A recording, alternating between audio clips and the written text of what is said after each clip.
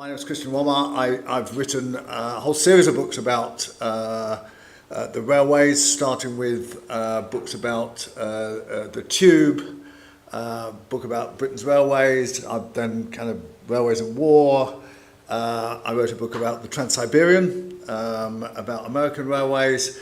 My most recent book is called Cathedrals of Steam, and I brought one along just to show you, which is the story of the London terminuses, of which there's 12, more than any other place in the world.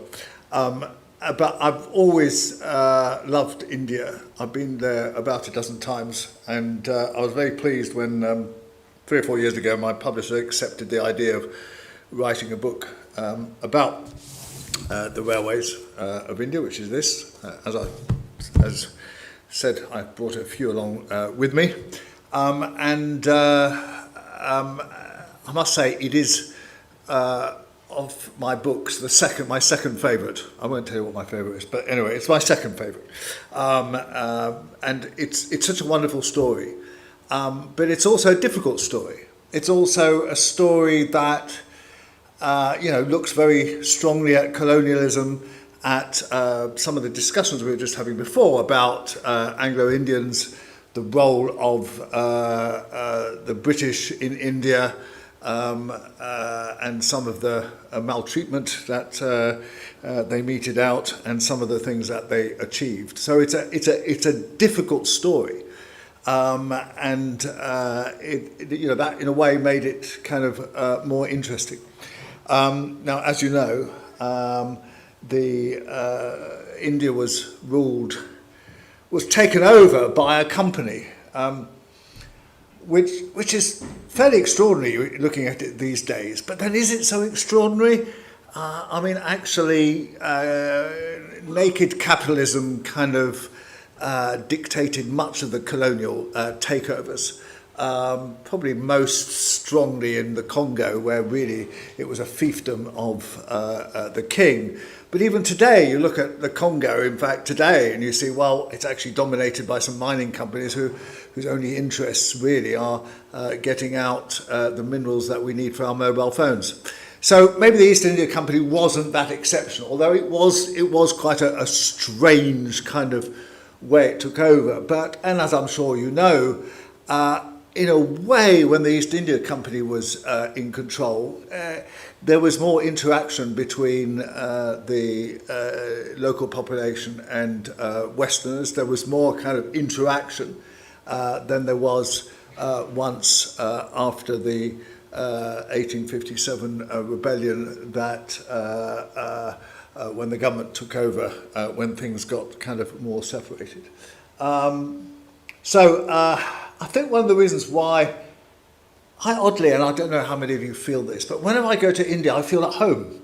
And I always wonder, why do I feel at home in a country? I don't actually have any heritage. I'm half Russian and half Swedish, but I feel very comfortable there. And I think it's the colonial influence. I know there's not many of these taxis left anymore, or the double-deck buses in Mumbai. But there is something kind of still out the influence of our influence in India, often in a quite benign way, has lasted through. And I just feel terribly relaxed in India in a way that I don't in the rest of Asia, certainly not in China. So how did the railway start? And it was really at the instigation of this man, Lord Dalhousie, who was had some railway interests later.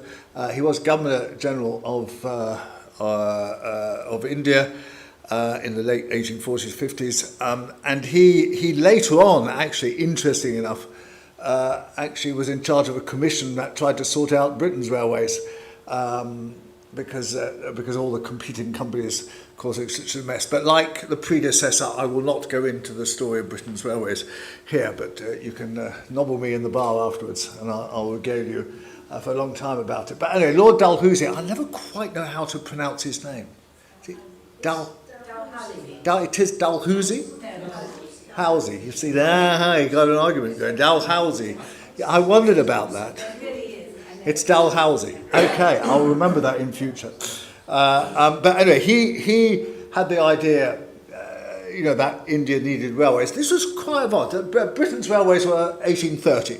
The Liverpool and Manchester Railway was 1830. That was the first kind of serious railway in this country. There were a few others before that, but Liverpool and Manchester, was the first proper railway. So only about kind of 10, 15 years later, they were thinking about railways in India, and that they would be a good thing. Now, of course, the idea was mainly exploitative. The idea was mainly that you would carry freight to and from the ports for the main part, both kind of raw goods out, manufactured goods back. And that was the key thing. But actually, there's a great underestimate of actually the effect the railways would have on India and how much they would actually get used. So there was his plan. And now that's interesting for several reasons. One is that, by and large, a lot of that has been built. Not quite all of it, but most of it is pretty much been built. But even if some, the one down the coast from Mumbai took until 1980 to get built. But hey, it did get built. So it's interesting also for another reason, in that we did not plan our railways in this country. Why do we have two railway lines that go to Oxford, or three railway lines that go to Birmingham, two that go to Canterbury, and so on? Because we built our railways out of competition. And I think Dalhousie realised that that would be a bad idea. So they went for a system that essentially was a concession system. In other words, you get a company to build a particular railway, and you don't have you plan it in a way that we never planned our railways. Our railways got built by people going to Parliament and saying, hey, I want to build a railway, I've got the capital to do it, please let me build a railway. And sometimes they did, and sometimes they didn't, but there was no kind of guiding mind controlling this, apart from in London, but that's another story. So the first one was initial companies were created. And these were capitalised in Britain. There were British companies, British shareholders, that didn't raise any money in India. And crucially, and this is really important, when people say, oh, Britain built the railways. Well, yes and no, because there were 5% guarantees on the shares. And a 5% guarantee of the shares, of course, we'd like one today. We'd be happy with a 5% guarantee on our shares, I must say, in these days of low inflation and terrible interest rates. And by 5%, what they meant was that if the passenger numbers of the freight carried did not amount to a profit of 5%, and that's there's quite a lot of they certainly knew creative accounting even in Victorian times, let alone later on. But still, if they didn't earn their 5%, then the government would make it up. But what government made it up? Not the British government back in London, but the Indian government, who had to raise taxes in order to pay the 5%. So, already the notion that we did India a great favour by building the railways is a little bit muddied over, even if we accept that the idea of having the railways was a great idea. Construction, this is not actually the first line that was good, but construction, was by fairly primitive methods, involving a lot of labour and largely British contractors, though the odd Indian contractor did come into it later. And there's a wonderful story of Alice Treadwell, whose husband John Treadwell was one of the contractors, and he took over, in fact, a contract that somebody else had not fulfilled properly. But like many people who came over, he died within a few weeks of some fever, and she took over the contract with the help of a couple of his ex-colleagues, actually built part of the early lines out of Mumbai, and that's one of the first major constructions over the kind of swampy area to the east of Mumbai. The first railway was really a short line between Bombay and Thane, which is about 30 kilometres, and which is a very, very busy suburban railway these days. And sadly, tragically, there's no proper picture of this. I looked everywhere. I mean, if anybody can find me one, I'd be deeply grateful. Despite the fact it was covered in the Illustrated London News, this is the best picture you can get of it, which is a completely hopeless picture. But it's the only one that one can dig up about an event that was really epic, because there was no railway. There was a line in Egypt that had been built by then, but there was no railway anywhere in Asia. And so this was an extraordinary achievement, and to the local population, seeing kind of these powerful engines kind of steaming away would have must have been absolutely extraordinary. It's slightly unclear which was the first engine. This engine arrived before the line opened in 1853, so it might be that it wasn't actually on the first train. But as I say, there is very little information about it in the archives, which is a great shame, because it was such an important event. And it was largely successful. And it was successful not just carrying freight, of course, but at the time the roads were lousy, and they're still often in many parts of India still pretty lousy. And the main transport was ox carts, and which go at 2 or 3 miles an hour.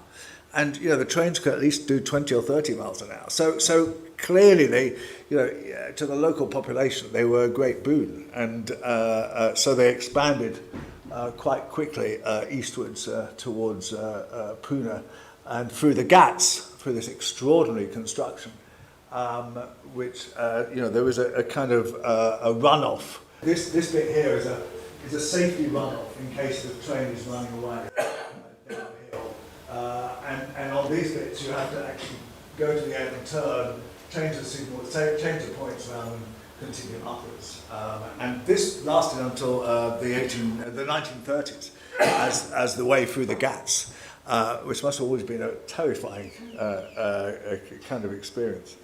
At the other end of the country, there was the East Indian Railway Company, which ran a different sort of line. This was really a place called Raniganj. This was really from the Calcutta, but from the other side of the river from Calcutta. It didn't quite stretch into Calcutta. But this was a 100-mile line, which was really to transport coal and cotton. And there we do have the opening ceremony, which was actually celebrated on a stamp 150 years after its opening. And we do have some shots of that at least. And it was it was the sort of railway that really got built several parts of India as principally a freight line. But again, the people, of course, loved it. The people wanted to travel around the country and used it. But the coal and cotton were the mainstay of the railway. Even today, actually, freight on Indian railways is very profitable, and the passenger railway is less profitable because it's always such a political issue, as was raised by the previous speaker. Railways are always very political, and raising the fares in India, and you'll see a bit about. It's in tomorrow's talk. I'll talk a bit about the fares in India. There were quite a few mishaps for two reasons. One is that the British engineers were not really experienced with Indian conditions, particularly the rivers. There's nothing that flows like the rivers out of the Himalayas kind of in the spring, and there's nothing like the monsoons you get in the summer in England. And so bridge collapses were quite common. And there's also corruption. People didn't put enough cement in the rendering and that sort of thing. And corruption was, unsurprisingly, quite rife. So there were some major accidents, and indeed, safety on Indian railways has not been a great kind of facet of it, although, to be fair, in recent years it has improved enormously, and they have got over that. So, lots of collapses, mishaps, and mostly at quite slow speed, so they didn't often kill that many people, but they did cause a lot of chaos. And then we get a change, and it's a big change. The first few years of the railway was very slow in construction. Really, they just built a few lines, and indeed there were complaints from the British government that they weren't going fast enough and the like. And then we get the 1857 mutiny or rebellion or revolution, depending on what you want to call it. I've gone for the middle term. And as we know, massacres on both sides, and a big change in governance. In other words, the government, the British government, took over India then directly, and it had a big impact on the railways, two in particular. One was that they started building the stations as fortresses, because they realised that it was really important to, if there were rebellions, to protect the stations, and indeed, of course, very important for the troops to be able to travel round the country if there was any problems. And so it changed, in a way, it changed the nature of the way that the troops were allocated in India, because the railways enabled bigger encampments in a smaller number of places, because you could travel by rail much more quickly to various places where there was trouble. And the other way they changed the railways, they speeded things up a lot. They started building the railways much more quickly, because they realised what a important military asset they were, and all these amazing stations were mostly started in that period of time, and lots of these places haven't really changed. I mean, only it's Chennai rather than Madras, but it still looks the same, and so does VT, as everybody calls it. I mean, your taxi drivers will still call it VT when you go to Mumbai. Do you want to go to VT, sir? Even though it's now called, and I'm not going to attempt to pronounce that, but it's named after a sort of a freedom fighter, and the airport's named after him as well. A Marathi, I think he's a Marathi freedom fighter. It's pretty much the same, isn't it? It's a fantastic building. Eclectic is the word for it, really. I mean, the remnants of St Pancras to some extent. It has a sort of Indian style as well. I mean, it is a fantastic building. In tomorrow's talk, I'll show some pictures of what it's like today. As I said, they started speeding up.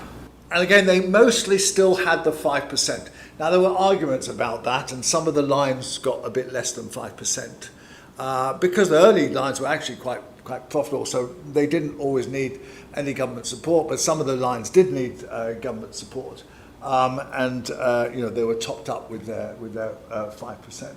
And by then, there were lots of different railway companies. I took this photograph in the museum at New Delhi, which is definitely worth a visit. The Railway Museum, kind of on the outskirts of Delhi. And building railways in India was a complex matter, and running them was even more complex, because you had all these sensibilities to kind of deal with. And the companies had, I looked at some of the company papers when I was researching the book, that they had big discussions over all these issues. Would they have separate carriages for different castes? Would they have separate carriages, particularly for the Muslims who felt they didn't want to travel with particularly with their wives, with kind of other religions. How would the Europeans travel? Would they have sole access to first class, which they didn't actually, and so which sometimes the upper caste and upper class Indians travelled in first class. The provision of toilets was very slow, so for the first maybe 20, 30 years there were no toilets on the trains, and they would stop the trains at stations, but they wouldn't always let the people out enough, and I mean it just, it was a kind of nightmare issue, but it was highly profitable. The carriage of third class of Indians in third class, even though the tariffs were much lower than for first class, although not proportionally in relation to the amount of space they had and the amount of facilities they were allocated. But the railways were very heavily used right from the beginning, and therefore quite in many respects quite profitable. I think some of these pictures are not typical. They are the pictures that often people use when they say, "Oh, this is what the Indian railways are like." Well, I've never seen a scene like this in the Indian railways. I've seen very crowded carriages, but but maybe in those days they were more ready to carry on the and certainly and partition, which I will show you some pictures. There were some scenes like that. And so we started getting railways being built by some of the Maharajas, and in particular the Nizam of Hyderabad was a particularly forward-looking gentleman who built a whole series of railways in his state, which eventually kind of were nationalised, but I mean which were run by him or his government, and eventually were merged into. But as you can see, there's an extensive lot of wagons there. Very busy railway and very successful one. And there are various other types of railways which I look at in the book, and one of these was famine railways. So by the mid-70s, they were running out of. They sort of built the basic core network, and then they were kind of looking at kind of building more railways. And one of the ideas the British had, was, when there's famines, what you need is to be able to bring in the food into places. So you build a railway. In fact, this was a flawed concept, because what the Indians, many Indian nationalists in fact pointed out, was we don't need the railways, we need the canals to irrigate the land that would then enable us to grow the crops better, that would then kind of obviate the need for famine railways. But anyway, and also one of the problems with famine railways, and these were lines that were built to kind of alleviate a famine, is that railways are a two-way business. So you take things out and take things in, and actually famine is largely a question of market failure rather than kind of absolute shortage of food. And there is the most amazing story that I discovered in my book was that part of the Bengal-Nagpur Railway was built by the Rothschilds, who built lots of railways around Europe. And they built it with the help of subsidy because it was a famine railway. But then the government said, "Oh well, we don't want just this railway, not to pay its way. We want it to pay its way. So we're going to tax the local people to pay for the railway." So because the Rothschilds had a guaranteed kind of rate of return, so virtually the poorest people in the world were forced to pay for a railway that they didn't want in order to satisfy the Rothschilds, who are the richest people in the world.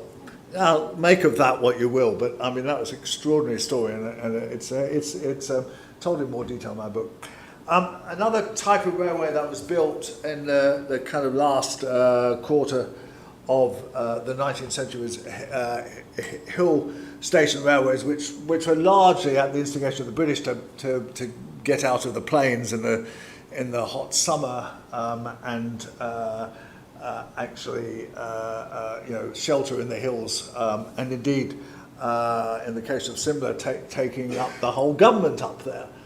This is the Darjeeling Himalayan Railway, which still operates in an incredibly inefficient way, and very slowly, and occasionally has steam engines, and employs something like 1,000 people to run about 3 or 4 trains a day. But that's India for you. And the Nilgiri Railway down in Tamil Nadu, which goes up to Uttarakhand, which is one of the saddest places I've ever been to. I went to the graveyard there, and I'm sure lots of you are familiar with that, and I found it such a sad place where all these kind of young people who came out to India full of hope were buried in their 20s and 30s, of both sexes. So it's very sad. Sorry, that's just a self-indulgent picture of me. The interesting thing about this, of course, is that this is a rack railway which has a special extra cog in the middle to drag it up the hill, which is developed by the Austrians for the Alps, of course, but adapted and still operates halfway up by rack, and then the rest of it under its own steam. And then the Shimla Railway, just to show it snows sometimes in India. And the Matharan Railway down in, I'm not sure if it's in Maharashtra, I think it's in Maharashtra, which was closed when I went there recently because, as you can see, the land doesn't look very stable. So not surprisingly, it was closed because there'd been landslips and major landslips. And you can kind of see why. But they're all great fun to visit. And then there was another type of railway that was built, was the military railways. And of course they were largely built in what is now Pakistan, particularly the Khyber Pass Railway and stuff. And there was this obsession that Russia was going to invade India through Afghanistan. Now, what we know about Afghanistan now, that was always a fantasy, but these railways were actually built right up to the border with Afghanistan, and were pretty pointless as a defensive exercise. And of course, as you see later, you'll see that they were built in the wrong place, because they could have done with some military railways at the other side of India when the Japanese were trying to invade from that end, but they certainly these railways were never used for the purpose they were built for. But they were extraordinary railways, and they were actually became for a while tourist railways. Of course, nobody goes as a tourist now to West Pakistan and the hills around there. But it's incredible scenery. And they actually advertise it. And very rare you advertise a place with people carrying guns. It's kind of, come here, the people carrying guns, But apparently the local people had the right to go on the trains whenever they wanted without paying fares. And I think that was because nobody would ever dare to ask them for a fare anyway. It was for a while a kind of a tourist attraction. I'm not sure whether it's running. And then there was the most extraordinary railway that went right into Iran. That was actually built between the wars. It was actually going to be, at one point, the British were considering it as a way of getting oil out of Iran during, or what's now, what was then Persia, actually. Apparently there is still one train a week, but it's very difficult to find out whether this is operating. It was operating 2 or 3 years ago, but it starts at Quetta, and was very difficult to build. And it must be the loneliest railway station in the world. Who gets off there? And sometimes the passengers had to get off and clear the sand off the line. It's 750 kilometres long, kind of along the kind of base of the mountains through the desert. I mean, absolutely extraordinary. I'd love to do it if it still exists. But anyway, so these are various types of railways that were built for various purposes, as well, of course, as some standard basic railways that were being built. And railway construction continued in India between the wars, and continued right. Recently, even they're still building some railways, and they're actually converting most of their railways from metric. The smaller railways are metric or meter gauge. Very odd why they chose meter, because then the other and then the rest is broad gauge. Of course, the wider gauge than L4 for 8.5. Again, why Dalhousie went for that, nobody quite knows. But it's the same as Irish Railways. Nobody quite knows why he chose that rather than just going for 4 for 8.5, which is actually used in America, in most of Europe, and many other places. Anyway, so we get to the beginning of the 20th century, and India has a fantastic rail network. I mean, it was one of the best rail networks in the world, and the luxury trains were really of a very high standard. They took a long time to get dining cars on them, because there were reasons why the local people didn't really like kind of eating on the move. They didn't like abandoning their seat to go to another seat because they thought they'll never get their seat back. But dining cars were slow. But in the first class. And I print a menu in the book, actually, and it's a menu to die for. If we were getting that menu tonight, we'd all kind of be a stone heavier and kind of ecstatic about it. And so there were luxury trains in India, and particularly on the main expresses, in the same way, actually, that there were luxury trains in Britain at the same time between the wars, but most trains were pretty lousy. And it was pretty much the same situation. But they were advertised. It was advertised as a kind of tourist attraction. There were still mostly, and as again the previous speaker said, there were one or two railways that were nationalised, even by the early 20th century. But most of them were still in the control of the existing. Companies, and they went for tourism in quite a big way. Come to India and visit the railways with an emphasis, you see there, on safety, which as well as cleanliness. And this was a famous railway that was only allowed in by white and I presume Anglo-Indian people, which was the race. It was the race train. It was the equivalent of going from Waterloo to Epsom. Because Pune was the big race ground, and it only took just under 4 hours for, I think it's about 120 miles, isn't it, between Pune and Bombay, but very hilly of it, as we've seen, and difficult journey. But so it was there was a luxury end and the kind of for India's for most of the population. Third class, there was the kind of, and I don't think that picture is probably not untypical. I don't think that is kind of atypical at all. And of course, Gandhi travelled, as you can see, in third class, made a point of it, travelling with the people. Gandhi actually wrote a pamphlet against the railways at one point. In the 1890s, he actually wrote a pamphlet saying that they were kind of the invention of the devil. But actually, gradually he realised how important they were and travel around enormously by rail through the country. And now here's what I think is a massive own goal on the part of the British, which is that they did not allow India to develop its own technology.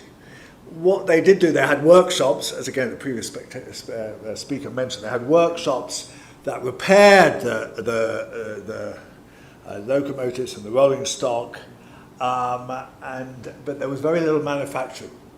So we did not do what other countries, like Japan is the example I give in the book, where the railways were part of what I did economics at university, so what we call takeoff. In other words, the thing that stimulates an economy to go from a principally rural agricultural economy to an industrial one. And the railways in many countries were the stimulus for that. I've written a whole book on it. We instead imported our technology and never kind of encouraged the Indians to develop their own. That was a great loss, actually. That was a great missed opportunity because, of course, we could have continued that relationship after the colonial period. And of course, British bosses. So the train drivers were Anglo-Indian, but also white. There were quite a lot brought over, although they did find it more and more difficult to bring them over. The fireman was Indian, and unlike in Britain, the fireman could never be promoted to be the driver, although they did drive some trains, freight trains and the like, but trains on branch lines. And the thing about station masters, which was mentioned earlier, yes, there were Anglo-Indian and Indian station masters, but only really on the smaller stations. The big stations, it was always basically Europeans. I do wonder if this chap is really in a white suit driving a train, because it doesn't seem a very sensible thing to do. But certainly the drivers were all on the huge engines like this one were European or Anglo-Indian, which, by the way, was separate, very much separate. There were lots of railway cantonments, kind of places where railway people lived, and these were segregated in terms of European, Anglo-Indian, and Indian. There is, I mentioned this in the book, there are definitely some Indian people who managed to wangle themselves into, if they were light-skinned, into being Anglo-Indians, even though they probably didn't have any blood, white blood, or had it so far back that you would have noticed. But so there was, the whole thing is completely insane, just shows the insanity of kind of racial stereotyping. And of course, strikes, the railways played a very important part in nationalism, and they played a very important part in the kind of industrial relations. As they did here, the railway unions in most countries were very strong unions. Why was that? Because you can stop the trains running very easily, right? Either by sitting in front of them or going on strike or whatever. It's like the print workers. Why were the print workers so powerful? Because you can stop the presses, and the same idea. So railway workers were very powerful, and a very powerful force within the Indian trade union movement, but also in the nationalist movement, and you can understand that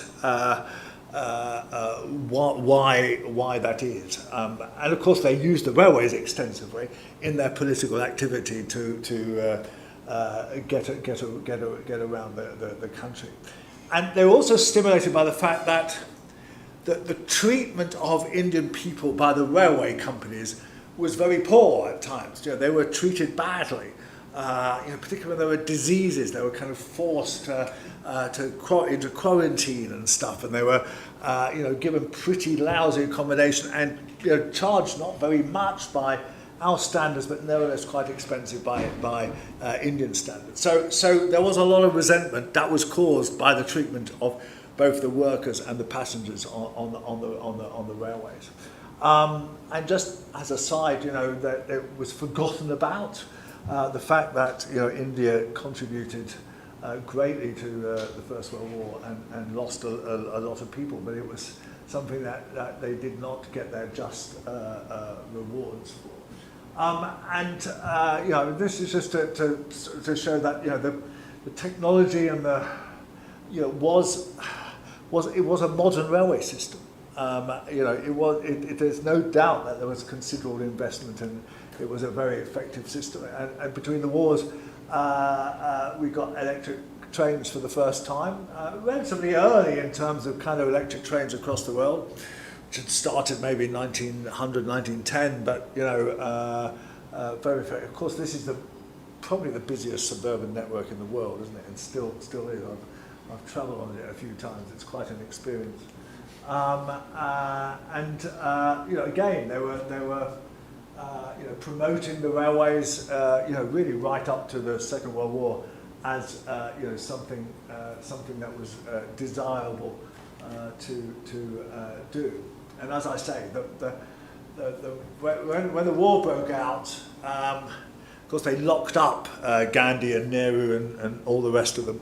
And it was very different in the Second World War than the First World War, where the First World War the railways weren't really affected. In the Second World War there was kind of targeted sabotage of some of the railway lines by nationalists, and that's partly the reason why there was sabotage and cause of accidents and stuff, and that's why one of the reasons why they locked up kind of the leading nationalists.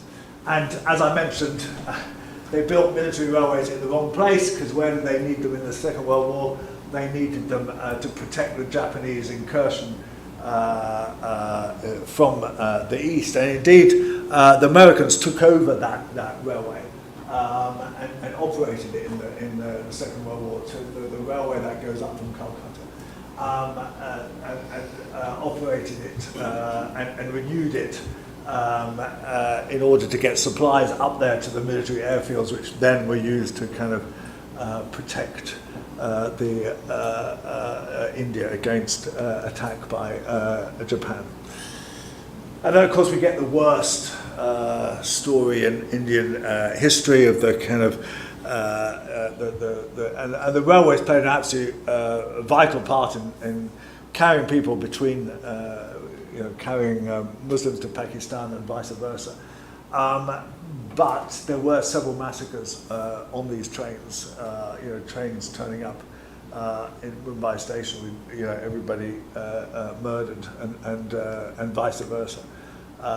And these are pictures from that period, of people travelling in terrible conditions.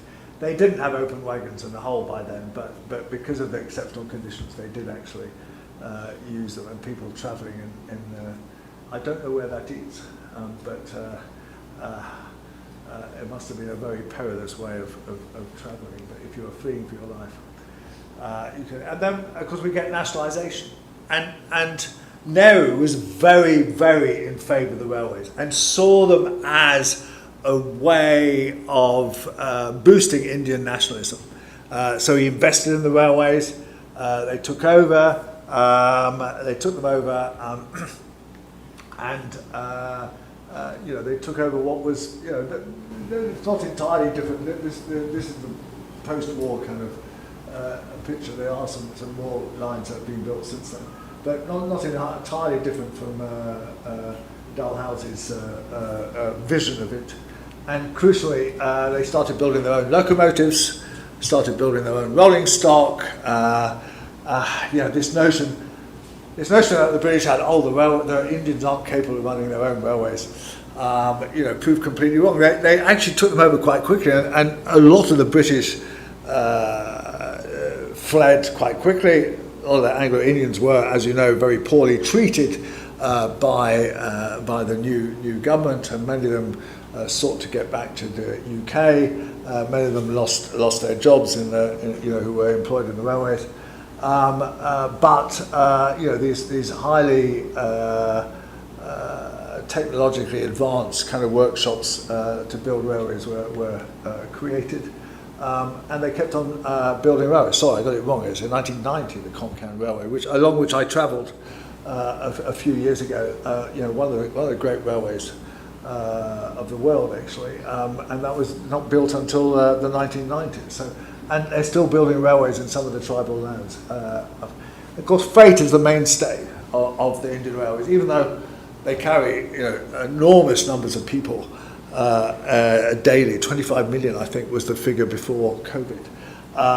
But as I say, because of cross-subsidisation, it's the freight that is profitable and keeps the railways kind of solvent. And again, the political interference is amazing. I mean, there was until recently a Ministry of Railways. There isn't anymore. They kind of subsumed it into the Transport Department. But the Minister of Railways had all sorts of powers, and so there was always this problematic kind of relationship with the state. It's a heavily used railway. Shows that by and large they are transferring everything into the wider gauge, and even now there's still kind of using the wider gauge, which the metric gauge was established because it's obviously cheaper to build a railway that's just 3'3" rather than this 5'3". So it was kind of that reason that 5'6". So that there was that reason why a lot of lines were built to the smaller gauge. And that concludes my lecture.